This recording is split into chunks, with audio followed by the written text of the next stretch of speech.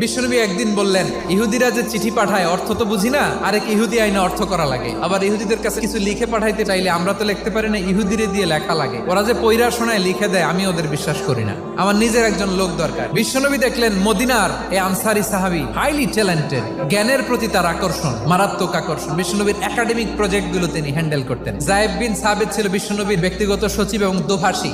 ইহুদিরা কিছু লিখে দিলে এটার অর্থ বিশ্বনবীরে বুঝায় দিতেন। আবার ইহুদিদের কাছে কিছু লিখতে হলে তিনি লিখে দিতেন। বিশ্বনবী এই যায়েদ বিন সাবিতকে চুজ করলেন ল্যাঙ্গুয়েজের জন্য। উনি বললেন, যায়েদ, তোমার সফট স্কিলকে ডেভেলপ করতে হবে, তুমি হিব্রু ল্যাঙ্গুয়েজ শিখে ফেলো। যায়েদ বিন সাবিত বলল, বিশ্বনবীর মোটিভেশন আর ইন্সপিরেশন পেয়ে আমি 15 দিনে ইহুদিদের এই হিব্রু ল্যাঙ্গুয়েজ শিখে ফেললাম। এরপরে ইহুদিরা চিঠি লিখে পাঠালে আর কোনো ইহুদি ডাকা লাগতো না, আমি নবীর এটার অর্থ করে বুঝায় দিতাম। আবার ইহুদিদের কাছে চিঠি লেখা লাগলে আমি যায়েদ বিন সাবিত চিঠি লিখে দিতাম। বিশ্বনবী তাকে দায়িত্ব দিলেন, কোরআন যা নাজিল হয় তুমি লিখো, কাতিবুল ওয়াহি বানায় দিলেন। সুবহানাল্লাহ।